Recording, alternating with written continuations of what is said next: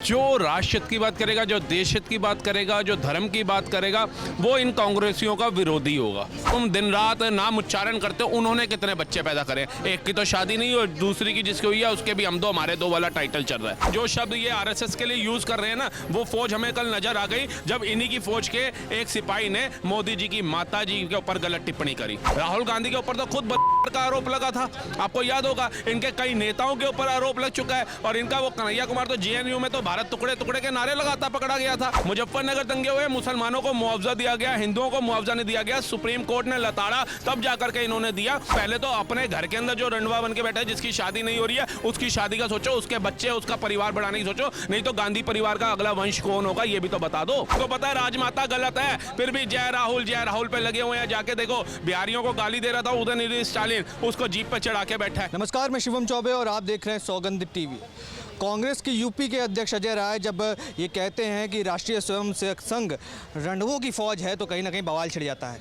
ये बयान उनका तब सामने आता है जब संघ के संचालक मोहन भागवत ये आह्वान करते हैं हिंदुओं से कि 2 के बदले 3 बच्चे पैदा करो ताकि जो आबादी में संतुलन है वो बना रहे।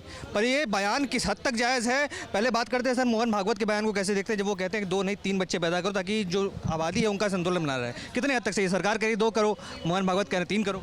देखिए, जो राष्ट्र हित की बात करेगा, जो देश हित की बात करेगा, जो धर्म की बात करेगा, वो इन कांग्रेसियों का विरोधी होगा। वो कभी इन कांग्रेसियों का चाहने वाला नहीं बन सकता। मोहन भागवत जी ने अगर 3 बच्चों की बात करी तो उसमें क्या कह दिया? गलत कह दिया। आप बताइए, आप किनकी औलाद है? आप कितने बहन भाई हैं? आपके माँ बाप ने कितने किए थे? पहले अपने घर में जागो और उसके बाद अपना देखो कि तुमने अभी तक कितने बच्चे करे।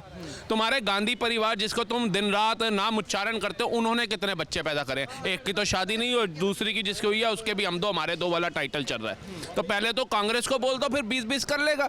जैसे तुम और लोगों को कह रहे हो 20-20 बच्चे पैदा करो, पत्थरबाज बनाओ, पंचर वाला बनाओ, देश में अराजकता फैलाने वाला बनाओ, लेकिन कलाम साहब मत बनाओ। तो कह रहे हैं कि जो संघ है वो तो खुद रणवों की फौज है, महिलाओं का सम्मान नहीं है, महिलाएं की जगह नहीं है संघ के अंदर। दिख तो रहा कि अब मेरे को तो ऐसा शब्द नहीं बोलना चाहिए क्योंकि हमारे परिवार ने ऐसे संस्कार दिए नहीं, लेकिन जो शब्द ये आरएसएस के लिए यूज कर रहे हैं ना, वो फौज हमें कल नजर आ गई जब इन्हीं की फौज के एक सिपाही ने मोदी जी की माता जी के ऊपर गलत टिप्पणी करी। एक महिला का सम्मान की बात कर रहे हैं ये, जिन्होंने एक महिला जो इस दुनिया में है भी नहीं, जिनका इंतकाल हो चुका है, जो स्वर्गों में जा चुकी है, उनके लिए जो इंसान ऐसी टिप्पणी कर रहा है तो सोचिए आपकी माँ बहनों के साथ ये क्या करेगा। राहुल गांधी के ऊपर तो खुद का आरोप लगा था, आपको याद होगा। इनके कई नेताओं के ऊपर आरोप लग चुका है और इनका वो कन्हैया कुमार तो जेएनयू में तो भारत टुकड़े टुकड़े के नारे लगाता पकड़ा गया था। इनका वो लालू जो है उसका विधायक तो 2 साल तक आईपीएस की धर्मपत्नी का शोषण करते हुए पकड़ा गया था।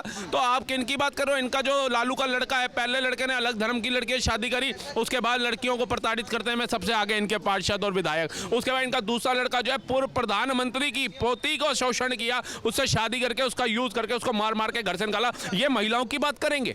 ये महिलाओं की बात ना करे तो अच्छी बात है, क्योंकि एक महिला कांग्रेस परिवार में भी पैदा हुई जो कहती है बेटी हूं, लड़ सकती हूं, लेकिन वो अपने पार्षद कर्नाटका के अंदर निगम पार्षद उसकी बेटी नेहा के लिए नहीं लड़ती, जिसको चाकू गोद के मार दिया जाता है। मुर्शिदाबाद की बहन बेटियों के लिए नहीं लड़ती। पश्चिम बंगाल के अंदर जो हो रहा है उसकी बहन बेटियों के लिए नहीं लड़ती, डॉक्टर बिटिया और वकील बिटिया के लिए। बांग्लादेश में जो हो रहा है उसके लिए आवाज नहीं उठाती, लेकिन फिलिस्तीन के लिए आवाज उठाती है। तो ये महिलाओं की बात ना करे तो वही अच्छा होगा। और आरएसएस मोहन भागवत जी के नाखून बराबर भी अगर ये लोग हो जाएंगे, आरएसएस के बराबर इतना सा भी काम करना शुरू कर देंगे ना, तब मुकाबला करना आरएसएस से। पर मोहन भागवत का जो बयान था कि 2 नहीं 3 बच्चे पैदा करो ताकि आबादी में जो संतुलन है वो बना रहे, अब किस तरीके से संतुलन बनाना चाह रहे हैं? किसके लिए संतुलन बनाना चाह रहे हैं? क्या आप वाकई में हम विश्वगुरु बनने की बात करते हैं तो क्या आबादी में विश्वगुरु बनना है या फिर विकास में बनना है, प्रगतिशील देशों में बनना है? देखिए, विश्वगुरु आप कब बनेंगे?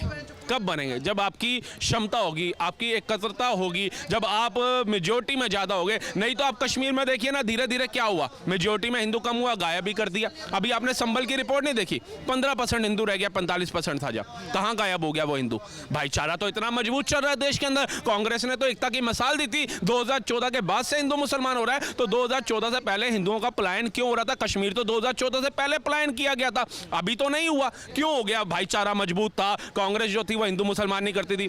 मुजफ्फरनगर दंगे हुए, मुसलमानों को मुआवजा दिया गया, हिंदुओं को मुआवजा नहीं दिया गया, सुप्रीम कोर्ट ने लताड़ा, तब जाकर के इन्होंने दिया। तो हिंदू मुसलमान का भाईचारा इतना अच्छा रखा हुआ था अखिलेश यादव, मुलायम सिंह यादव और कांग्रेस ने, तो ये क्यों हो रहा था? इस शब्द पर क्या कहना चाहेंगे जो शब्द उन्होंने उपयोग किया?